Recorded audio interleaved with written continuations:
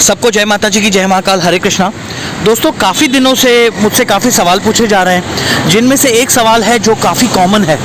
तो मैंने सोचा क्यों ना आप सबको बता दूं, क्योंकि काफ़ी लोग हैं जिनके दिमाग में ये सवाल आता है, जो कि एक तरह से वाजिबी भी है। सवाल ये है कि क्या मंत्रों को या स्तोत्रों को हिंदी में ट्रांसलेट करके जाप कर सकते हैं, साधना कर सकते हैं, और क्या उनसे सिद्धि पाई जा सकती है? इस सवाल का जवाब जानने के पहले हमें ये जानना पड़ेगा कि स्तोत्र और मंत्र काम कैसे करते हैं। सबसे पहले तो आप ये जान लीजिए, जो स्तोत्र और मंत्र जो हैं, ये असल में वेदों में लिखे गए हैं। ये वेद संवत होते हैं। कोई एक इंसान खड़ा होकर कुछ बना दे तो ये मंत्र नहीं बनता, या फिर कोई एक इंसान खड़ा होकर कोई एक कविता लिख दे तो ये स्तोत्र नहीं बनती। ठीक है ना। स्तोत्र और मंत्र जो हैं ये वेदों में ऑलरेडी लिखे जा चुके हैं, हज़ारों लाखों साल पहले लिखे जा चुके हैं, और हम उन्हीं का अनुसरण करते हैं। मुझे पता है आप सब लोग 21वीं सदी के साधक हो। अगर मैं आप लोगों को कोई भी वेद की कोई ऐसी लाइन बताऊं, संस्कृत की, उसे हिंदी में ट्रांसलेट करके बताऊं, तो आप लोगों को ये बात समझ में नहीं आएगी। तो इसीलिए क्यों ना मैं आपको ऐसे एग्जाम्पल दूं जो आपके आसपास है, जिन्हें आज आप देखकर समझ सको और उनके साथ अपने जीवन को कोरिलेट कर सको। ठीक है। तो अब जैसे आप सब लोगों ने अपने घर में कंप्यूटर यूज़ किया होगा या फिर लैपटॉप यूज़ किया होगा। ठीक है ना। तो लैपटॉप में क्या होता है? लैपटॉप में आप लोगों के कॉन्फिडेंशियल डेटा होता है। किसी के लैपटॉप में बैंक के इंफॉर्मेशंस होती हैं, बैंक की डिटेल्स होती हैं, अकाउंट नंबर होता है, एजुकेशनल सर्टिफिकेट्स होते हैं, और भी बहुत सारा कॉन्फिडेंशियल डेटा होता है। तो 1 मिनट के लिए आप कंप्यूटर को ऊर्जा का पिंड समझिए। ठीक है। और जब हम उस कंप्यूटर को खोलना चाहते हैं तो हम लोग क्या करते हैं? जब उस कंप्यूटर को अनलॉक करना चाहते हैं, जब हम उस कंप्यूटर को उत्कीलित करना चाहते हैं, जब उस ऊर्जा के पिंड को हम उत्कीलित करना चाहते हैं, तो हम क्या करते हैं? हम उसमें पासवर्ड डालते हैं। ठीक है। पासवर्ड जो है एक तरह की चाबी है उस कंप्यूटर को अनलॉक करने की, क्योंकि जब तक वो पासवर्ड नहीं लगेगा और सही तरीके से नहीं लगेगा, तब तक उसके कंप्यूटर के अंदर का डेटा हम अपने लिए निकाल नहीं पाएंगे, हम अपने लिए इस्तेमाल नहीं कर पाएंगे। ठीक है ना। अच्छा, एक बात और ध्यान रखिए, पासवर्ड अगर सही मात्रा में है लगेगा तभी वो काम करेगा। अगर एक मात्रा भी गलत होती है, फॉर एग्जांपल अगर एक भी कैप्स लॉक अगर रह गया, अगर एक शब्द भी अगर कैपिटल लेटर में डाल दिया, तो पासवर्ड इस्तेमाल नहीं होगा, है ना, कंप्यूटर चालू नहीं होगा। तो पासवर्ड जैसा दिया गया है, अगर कैप्स लॉक में दिया गया तो कैप्स लॉक में ही टाइप करना पड़ेगा, जिस भाषा में दिया गया है उस भाषा में ही टाइप करना पड़ेगा। सही बात है ना। तो एक तरह की ये चाबी है जो कंप्यूटर को खोलती है। उसके बिना आप कंप्यूटर के डेटा को एक्सेस नहीं कर सकते। उसी तरह हमारी जो सृष्टि है ये 5 तत्वों से बनी है। धरती, वायु, जल, आकाश, अग्नि, ये जो 5 तत्व हैं, इनको मिला के हमारी सृष्टि बनी है। ठीक है। अब एक आम इंसान जो है इन 5 तत्वों को अपने लिए इस्तेमाल नहीं कर पाता। ठीक है। लेकिन एक साधक जो होता है वो अपने आप को उस लेवल तक अपने आप को उस लेवल तक ले जाता है जहाँ पर वो धरती के इन 5 तत्वों को अपने लिए इस्तेमाल करना शुरू कर सके, अपने लिए या किसी और के लिए। ठीक है ना। तो जैसे हमारे आसपास जो भी तत्व है वो बहुत शक्तिशाली तत्व है। जैसे अगर आप वायु कहो तो ऑक्सीजन मॉलिक्यूल जो होते हैं ये इंसान को जिंदा रखने के काम आते हैं। अगर ऑक्सीजन ना हो तो इंसान जिंदा नहीं रहेगा, वनस्पति नहीं उगेगी। ठीक है। अगर हवा को अगर एलपीजी गैस, एक छोटा सा एग्जांपल है, अगर आप अपने घर में सही तरीके से इस्तेमाल करते हो तो फिर वो महीने भर आपका खाना बनाकर पेट भरेगी। लेकिन अगर आपने उसको गलत तरीके से इस्तेमाल किया तो सिलेंडर ऐसा फटेगा कि पूरी बिल्डिंग उड़ा देगी, बम की तरह फटेगा। ठीक है ना। तो ये चीज़ होती है। अगर पानी को आप सही तरीके से पियोगे तो आपकी प्यास बुझाएगी, और यही पानी अगर गलती से पेट की नली की जगह सांस की नली में चला जाए तो निमोनिया होकर जान भी ले सकता है। अग्नि की भी वही बात है। अगर अग्नि को आप सही तरीके से इस्तेमाल करोगे तो आपका पेट भरेगा। वो कहते हैं ना, माचिस की तीली चूल्हा भी जलाती है, चिता भी जलाती है ना। तो ये धरती के तत्व हैं, ये 5 तत्व हैं जो अपने आप में बहुत ज़्यादा शक्तिशाली हैं। तो साधक जो होता है वो इन तत्वों का इस्तेमाल करता है अपने या किसी और के भले के लिए, अपने या किसी और के बुरे के लिए इन शक्तियों का इस्तेमाल करता है। वो उस लेवल तक पहुंच चुका होता है जिस लेवल पे वो इन 5 तत्वों का इस्तेमाल कर सके, ठीक है ना। तो ये चीज़ होती है। इस दुनिया में बहुत सारी योनियां हैं, जैसे नर, नाग, किन्नर, प्रेत, पिशाच, यक्ष, राक्षस।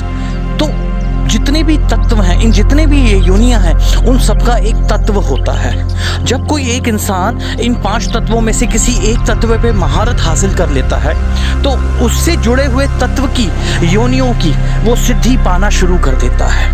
वो धीरे धीरे उन योनियों पे अपना प्रभुत्व बनाना शुरू कर देता है। और इस विधि में सबसे ज़्यादा जो इस्तेमाल होने वाली चीज़ होती है वो होते हैं मंत्र। जिस तरह कंप्यूटर में पासवर्ड होता है, उसी तरह कुदरत की शक्तियों को उत्कीलित करने के लिए जो चाबी लगती है वो होते हैं मंत्र, वो होते हैं स्तोत्र। और ज़रूरी होता है कि जिस तरह सही तरीके से पासवर्ड टाइप किया जाए, उसी तरह सही उच्चारण के साथ मंत्रों का उच्चारण किया जाए, सही मात्राओं के साथ मंत्रों का उच्चारण किया जाए, ठीक है ना। अगर चाबी जैसे होती है, हम लोग अपने घर का ताला इस्तेमाल करते हैं, चाबी लगाते हैं, अगर एक दांत भी अगर उसका थोड़ा बड़ा है तो चाबी से वो ताला खुलेगा नहीं। बिल्कुल जैसे ताले के अंदर का जो है, बिल्कुल उसी हिसाब से हमें चाबी भी लगानी पड़ेगी। अगर 1% भी अगर उसमें गड़बड़ी है तो वो चाबी उस ताले पे काम ही नहीं करेगी। उसी तरह हमें जो मंत्र का जाप हम करते हैं वो वेदों में जैसा दिया गया है हमें वैसे ही उसका उच्चारण करना पड़ेगा, अदरवाइज़ वो काम नहीं करेंगे। तो ये जो स्तोत्र हैं, ये जो मंत्र हैं जो वेदों में दिए गए हैं, ये असल में एनर्जी पैक्स हैं, ठीक है ना। अगर इनका सही तरीके से इस्तेमाल किया जाए तो ये आपके आसपास की जो कुदरत है, कुदरत को वो आपके अनुकूल बनाएगी ताकि आप उसका इस्तेमाल कर सको, ठीक है ना। जब आप अपने मुंह से वो मंत्रों का पाठ करते हो तो क्या होता है कि आपका जो मस्तिष्क है उसके अंदर जो भावनाएं हैं उन्हें वो मंत्र पकड़ते हैं। और जब आपके मंत्रों के साथ वो आपकी भावनाएं जुड़ती हैं, उसके बिल्कुल अनुकूल स्वरूप से कुदरत आपके आसपास की आपके साथ बिहेव करती है। आप समझे बात को। इसीलिए जब आप महालक्ष्मी की साधना करते हो तो आपके घर में पैसों की बढ़ोतरी होनी शुरू हो जाती है। जब आप माँ सरस्वती की साधना करते हो तो आपके आसपास ज्ञान की उदय होना शुरू हो जाता है, ठीक है ना। जब आप हनुमान जी की साधना करते हो तो आपके शरीर के अंदर के जो विकार हैं ये मिट जाते हैं। क्यों? क्योंकि ये जो मंत्र हैं, ये मंत्र आपके मस्तिष्क की भावनाओं के साथ जुड़ जाते हैं और उस हिसाब से आपके आसपास की कुदरत को आपके अनुकूल बनाते हैं। ये तरीका होता है मंत्र और स्तोत्रों के काम करने का। उदाहरण के तौर पे अगर आप दुर्गा सप्तशती की बात करते हो तो दुर्गा सप्तशती के अंदर माँ भगवती ने मार्कंडेय ऋषि को आशीर्वाद दिया था कि तेरे मुंह से जो जो शब्द निकलेंगे उन सारे शब्दों में मैं भगवती वास करूंगी। और इसलिए जब कोई भी इंसान भविष्य में उन शब्दों को बिल्कुल एज इट इज़ अपने जीवन में उतारेगा तो उसके जीवन की सारी तकलीफ़ें मैं दूर करूंगी। मतलब क्या हुआ? मतलब तेरे मुंह से जो भी शब्द निकलेंगे वो एनर्जी पैक्स बन के निकलेंगे जिनमें मैं खुद वास करूंगी। भगवती मतलब भगवती है शक्ति स्वरूपा। जिस शब्द में भगवती वास करे मतलब वो एनर्जी पैक बन गया। मतलब जो भी मार्कंडेय जी के मुंह से निकला वो मंत्र बन गया। अगर हम रुद्राष्टक की बात करें तो वो भी भगवान राम के मुंह से निकला था, तो वो भी एक एनर्जी पैक है। अगर हम शिव तांडव स्तोत्र की बात करें तो वो भी रावण के मुंह से निकला था, वो भी एक एनर्जी पैक है, ठीक है। यहाँ पर रावण अच्छे थे या बुरे थे या भगवान थे या नहीं थे, उस बारे में कोई बात नहीं चल रही, लेकिन हाँ उनके अंदर ऊर्जा इतनी थी कि उनके मुंह से निकली हुई हर बात जो है वो एनर्जी पैक बन गई, ठीक है ना। यही कारण है कि आज भी शिव तांडव स्तोत्र की सिद्धियाँ की जाती हैं। तो ये एग्जाम्पल होते हैं। अब आप लोगों में से मुझे कई लोग पूछेंगे सचिन भैया अगर ये बात है तो स्तोत्र और जो मंत्र हैं वो सारे के सारे संस्कृत में क्यों हैं, हिंदी क्यों नहीं है, ठीक है ना। तो दोस्तों उसका सिंपल जवाब है, जिस ज़माने में ये चीज़ें लिखी गई उस ज़माने में संस्कृत ही हिंदी की तरह बोली जाती थी। जिस तरह मैं आपके साथ हिंदी में बात कर रहा हूँ उसी तरह संस्कृत नॉर्मल लैंग्वेज की तरह इस्तेमाल की जाती थी। ये तो कई हज़ारों सालों में चेंजेस आते चले गए, संस्कृत में चेंजेस आते चले गए और भाषाएं बदलती चली गई, लेकिन जो मूल भाषा है ये संस्कृत है, ठीक है ना। और संस्कृत में जितने ज़्यादा मात्राओं के मॉड्यूलेशंस है ना दोस्तों, इतने मॉड्यूलेशंस आपको दुनिया की किसी भाषा में नहीं मिलेंगे, क्योंकि संस्कृत जो है ये दुनिया की हर भाषा की माँ है, हर भाषा की जनक है। समझे आप बात को? यही कारण है कि जिस तरह जो इंसान, ये देखा भी गया है, साइंटिस्ट लोगों ने भी इस चीज़ को मार्क किया है कि जो इंसान अपने जीवन में ज़्यादातर संस्कृत का बोलना इस्तेमाल करता है, भाषा इस्तेमाल करता है, उसके दिमाग की जो नसें होती हैं वो ज़्यादा खुली होती हैं। और जो लोग नॉर्मल इंग्लिश और दूसरी भाषाओं की बात इस्तेमाल करते हैं, उनकी नसें जो होती हैं वो बुढ़ापे में सिकुड़ जाती हैं। ये बातें होती हैं। मुझे काफ़ी लोग फ़ोन करके पूछते हैं, सचिन भैया दुर्गा कवच याद करना मुश्किल है, मैं हिंदी में ट्रांसलेट करके कर लूँ।